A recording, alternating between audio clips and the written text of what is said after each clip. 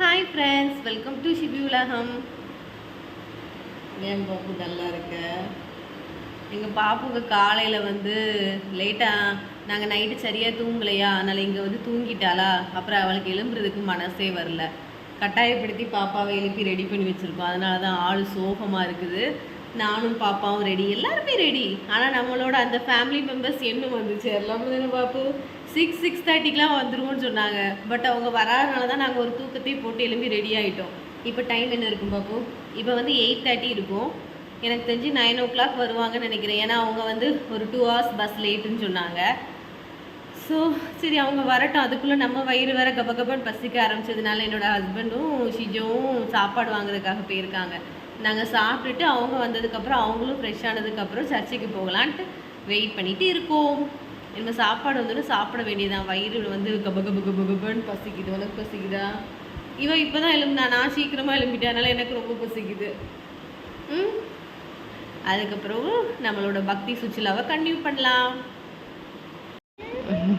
என்ன சீஜம் வாங்கிட்டு வந்திருக்க? தண்ணி எல்லாருக்கும் தான். இரு, அவன் குடிச்சிட்டு தருவான். குடிச்சிட்டு தானே இருக்கான்.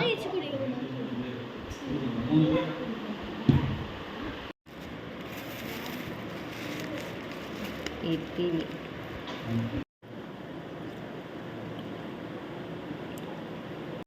10 o'clock ஆகுமா அவங்கெல்லாம் வர்றதுக்கு. ஸோ நாங்கள் சாப்பிட்டாச்சு. அப்படியே சும்மா வாக் பண்ணுவோம், ஏன்னா போர் அடிக்குது. ஆனால் முன்னாடிலாம் ரூம் கிடைக்கிறதே ரொம்ப கஷ்டமாக இருந்த மாதிரி ஒரு ஃபீல் ஆகும். இப்போல்லாம் எல்லா ரூமும் ஃப்ரீயாக தான் இருக்குது. நீங்கள் பாருங்கள், இந்த லைனில் நாங்கள் மட்டும்தான் இருக்கோம். எல்லா ரூமுமே ஃப்ரீ தான்.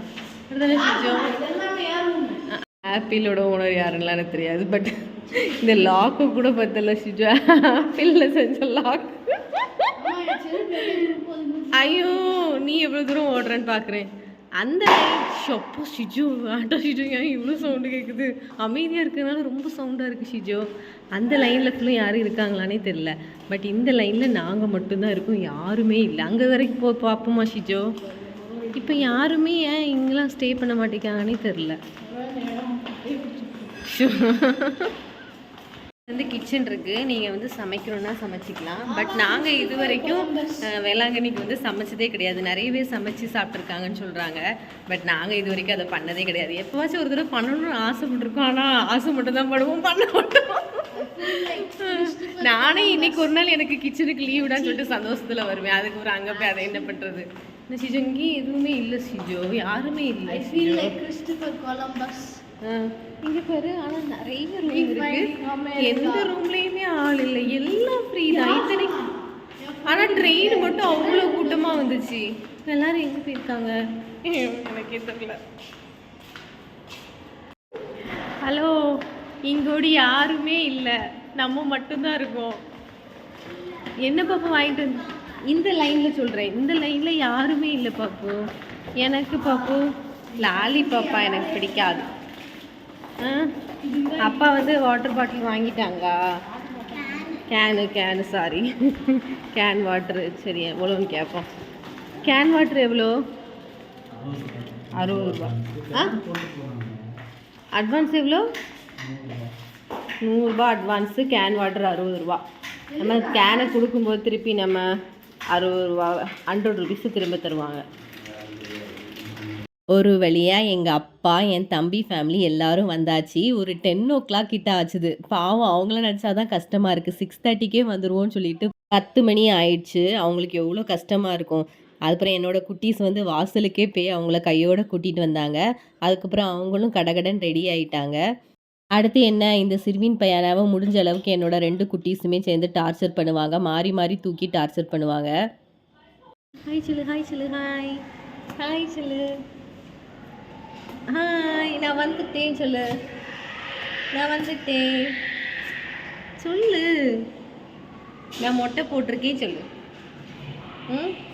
நான் வேளாங்கண்ணியில் தானே மொட்டை போடணும். ஆனால் நான் ஊர்லேருந்தே மொட்டை போட்டு வந்துட்டேன் சொல்லு. சொல்ல மாட்டியா? சொல்ல மாட்டியா? அப்போ பாய் சொல்லு.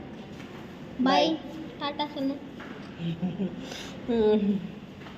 எல்லாரும் சாப்பிட்டுட்டு குளிச்சுட்டு ரெடியாகி வரும்போது 11 மணி ஆயிடுச்சு. வெயில் மண்டையை பொளக்குது. நாங்கள் வந்து டிசம்பர் 6 கிளம்பி டிசம்பர் 7ல் தானே வேளாங்கண்ணியில் இருந்தோம். அப்போல்லாம் இந்த மழைலாம் இல்லவே இல்லை. ஸோ பயங்கர வெயிலாக தான் இருந்துச்சு. சரி இருந்தாலும் பரவாயில்ல, நம்ம போய் மாதா கிட்ட வேணுங்கிறதெல்லாம் வேண்டிட்டு வந்துடலான்னு சொல்லிட்டு வந்தோம். முன்னாடிலாம் இந்த செருப்பை கழட்டி வைக்கிற சிஸ்டம்லாம் கிடையாது. இப்போ இதுக்கு காசெல்லாம் வாங்குறதில்ல, பட் செருப்பை கழட்டி அங்கே வைக்கணும். ஸோ சர்ச்சுக்குள்ளே போய் கொஞ்ச நேரம் ப்ரேயர் பண்ணிவிட்டு அதுக்கப்புறமா வந்து மொட்டை போடுற இடத்துக்கு வந்திருக்கோம். இங்கே வந்து ஒரு டோக்கன் வாங்கினோன்னா 50 ருபீஸ். நம்ம அங்கே இருக்கிறவங்களுக்கு எதுவும் அன்பளிப்புலாம் கொடுக்க வேண்டாம்னு அவங்க போட்டிருப்பாங்க. ஆனால் சிலவங்க கொடுப்பாங்க, கொடுக்கலன்னா எந்த இஷ்யூவுமே கிடையாது. யார் மொட்டை போட போகிறா அப்படின்னா என்னோடய தம்பி தான் மொட்டை போட போகிறான். இப்போ சீசன் இல்லாதனால நிறைய இடம் ஃப்ரீயாக தான் இருந்துச்சு. இல்லைனா பயங்கர கூட்டமாக இருக்கும். நம்ம லைனில் நின்று மொட்டை போடுற மாதிரிலாம் இருக்கும். ஷினோலுக்கு வந்து ஃபஸ்ட்டு மொட்டை இங்கே தான் போட்டோம். அப்படியே காதும் குத்தணும். ஷிஜோவுக்கும் ஒரு மொட்டை இங்கே போட்டிருக்கோம்.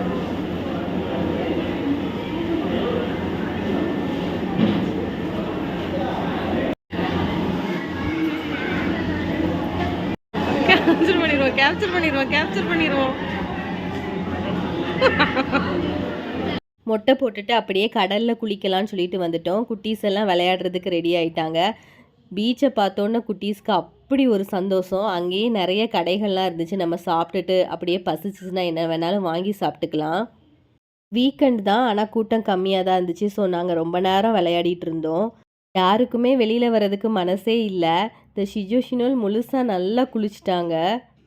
இந்த சிர்வின் பையாவும் ரொம்ப நேரம் விளையாடிட்டு இருந்தான். சரி போதுங்கிறதுனால அவளை வெளியில் தூக்கிட்டு வந்தால் ரொம்ப அழுதுகிட்டே இருந்தான். ஸோ அவனை டைவர்ட் பண்ணணுங்கிறதுக்காக அங்கே அந்த வண்டிலாம் ஓடும்ல, அதில் உட்கார வைக்கலான்னு நினச்சோம். பார்த்தா அந்த ஆள் வந்து சாப்பிட போயிட்டாங்க போல். சரி சும்மா உட்கார வச்சுருந்தோம். அதிலே அவன் ஹாப்பி ஆகிட்டான்.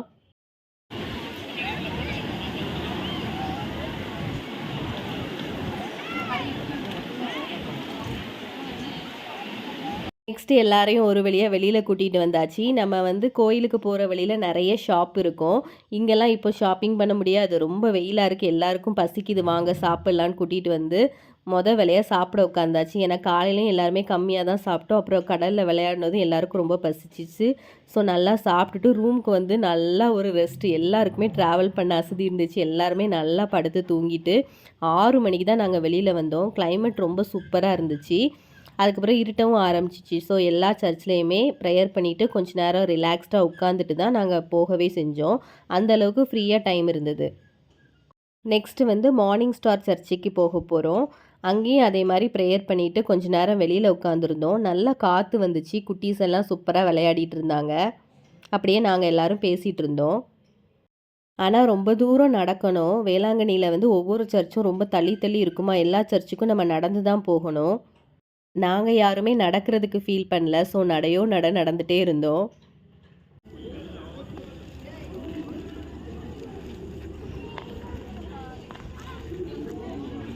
இப்போ டைம் வந்து 7:45 இருக்கும். எல்லா சர்ச்லேயும் பார்த்தாச்சு. இனிமேல் வந்து ஷாப்பிங் போக போகிறோம். ஏன்னா மதியமே நம்ம ஷாப்பிங் போகலை. ஸோ ஈவினிங் போகணுன்னு தான் சொல்லி வச்சுருந்தோம். அதனால் ஷாப்பிங் போக போகிறோம். பெருசாக ஒன்றும் வாங்க போகிறதில்ல. ஏன்னா நமக்குலாம் பெருசாக அதில் இன்ட்ரெஸ்ட் இருக்காது. பட் குட்டீஸ் இருக்கிறதுனால அவங்களுக்கு அந்த 10 ருபீஸ் 20 ருபீஸ் ஷாப்பில் எதுலையாவது கொண்டு விட்டோன்னா ஏதாவது வாங்கிட்டு அவங்களும் சந்தோஷமாயிருவாங்க. ஏதாவது 1 2 திங்ஸ் மட்டும் தான் வாங்கணும்னு சொல்லி அனுப்பியிருக்கேன். இருந்தாலும் என்னோடய குட்டீஸ் என் தம்பியோட பர்ஸை வந்து காலி பண்ணிட்டாங்க. என் குட்டீஸ்க்கு நல்லா தெரிஞ்சிருக்கு. அம்மா கிட்ட கேட்டோன்னா ஏதாவது 1 2 வாங்கி தந்துட்டு நம்மளை சமாளித்து கூட்டிகிட்டு வந்துடுவா.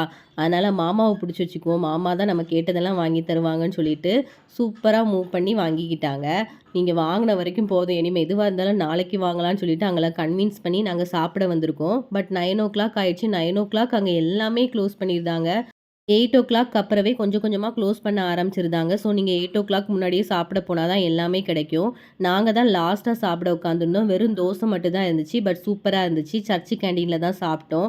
ஏதோ தோசையாவது கிடச்சிச்சின்னு சந்தோஷமாக சாப்பிட்டுட்டு நாங்கள் ரூமுக்கு வந்துட்டோம். அதுக்கப்புறம் நம்ம என்னெல்லாம் வாங்கிட்டு வந்தோமோ அதெல்லாம் பார்த்து என் பிள்ளைங்களுக்கு ரொம்ப சந்தோஷமாக இருந்துச்சு. Day 2 vlogல உங்களை பார்க்குறேன். Bye bye friends.